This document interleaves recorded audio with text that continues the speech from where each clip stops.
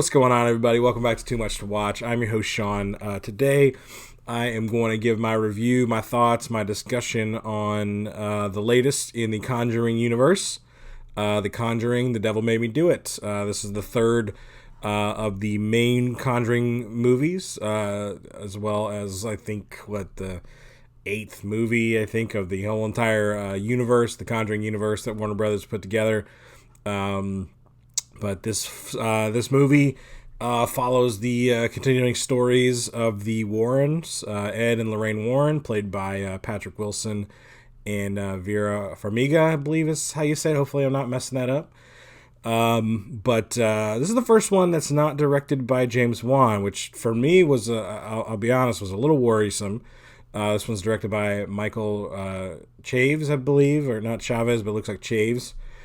And his previous work was The Curse of La Llorona, which I will say within this universe I did not watch, but by all accounts didn't have the best reviews, and I think it was a very loose-based connection to the Conjuring universe. So they went ahead and passed the directing duties off to him, and I will go ahead and say quickly that I thought this movie was well done. Again, a little worrisome. James Wan is probably one of the best directors working at the moment. He's proven time and time again he can do suspense and horror and even a little bit of action. I say a little bit, a lot of action with the Aquaman movie within the DC universe, or the DC movies. So, man can do a lot. So for them to pass the buck over this very successful franchise in The Conjuring, with the man that's proven to be able to do horror, it was a little worrisome. But I believe, for me personally, I feel like this director pulled it off. This is the first one that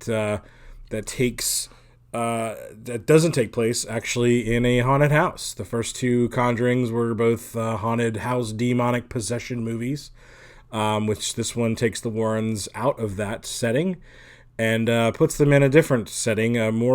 For me, this seems more of like a detective movie in certain aspects than it was a full-on horror / obviously haunted house movie.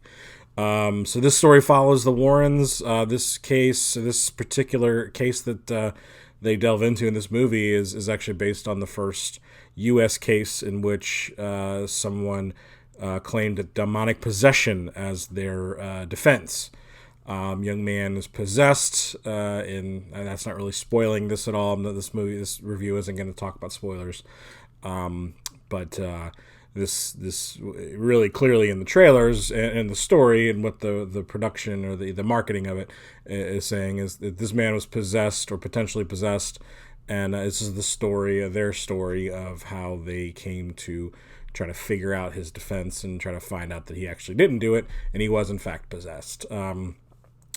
Again, this is a big departure for the franchise. They're very successful when it comes to these haunted house movies. The first Conjuring was an absolute joy to watch. I will go ahead and say personally I'm not a massive horror fan, but these movies really got me, both in the scare and enjoyment factor. I do think they do these very well. Again, James Wan is an incredibly talented director, especially when it comes to horror. But overall, I thought this movie was good. I don't think it's the best in the franchise.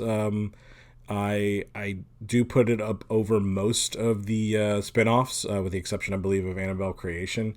I thought Annabelle Creation is a very, very well done movie.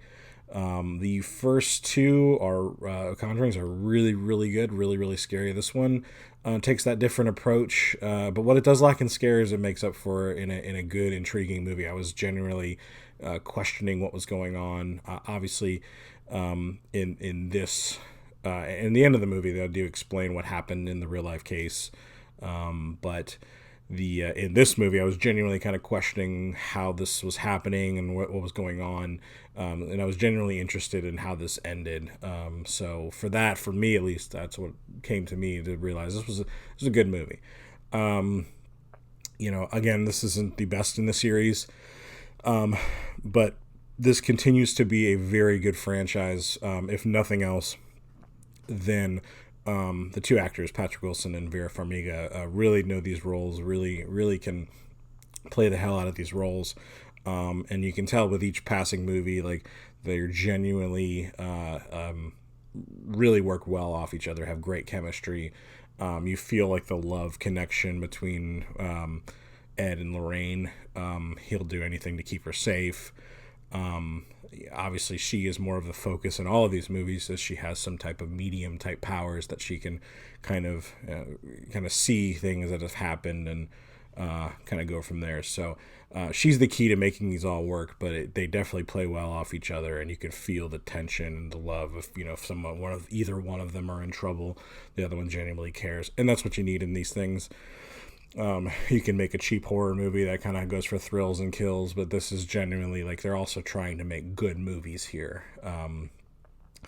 But this definitely has a darker tone to it, this movie. Obviously, if you're talking about horror movies, it's a little silly to say a movie has a darker tone. But this one genuinely has a darker tone to me, at least from the first two. Especially, they really delve deep into demonic possession.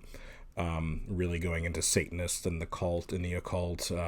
With that, it's literally some very dark scenes, like legitimately dark, underneath in tunnels and all kinds of different, ways in which. But the directing of this was actually really well done. I think that it seems like he made a really good jump and made a better. It sounds like a better movie. Again, I can't specifically say about La Lorna because I haven't seen it. But it does seem like he made some good strides in making a good movie here. The cinematography was well done with that darker tone. They really kind of make the creep factor there, and keeping it not as light. It was a weird thing to say with a horror movie again, but there definitely seem to be some lighter moments in the first couple ones. There are a few little laughs here and there, but generally a darker tone here. So, and I think that's, if you're going to do that with a movie about demonic possession and occult and things like that, you're going to have to. Again, I'll say it again. I think this was the weaker of the three of the main focus, or the main franchise movies. But that doesn't necessarily mean it's a bad movie at all. I definitely think if you have HBO Max, go ahead and see it. Movie theaters are starting to open back up, so if you feel comfortable going into movies in your area, absolutely go see this in the theaters. This is a good summer flick, a summer popcorn horror flick that definitely should be seen in the movies as well. I personally like these movies the best. I think I said earlier. Horror is very subjective to me. I really don't go for the slasher flicks, or even like a major psychological horror. Although I did love The Babadook. I thought that was a great psychological horror movie. But the haunted house movies, things like that, for me are really good. But these are just good movies overall, that with the scare factor and suspense, something going on. So I generally like that. So these movies are really well done for me. If you haven't checked out my channel before, I had done a video a few months back where I talk about The Conjuring as a whole, with obviously sans this movie because this wasn't out yet.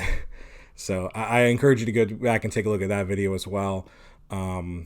But generally, this was a good movie. I absolutely think if you can't get to the movies and you have HBO Max, go ahead and get it for this. This is definitely a good movie that should be watched, and I will certainly purchase it. I have the other ones on Blu-ray, and I'll certainly purchase that when this comes out.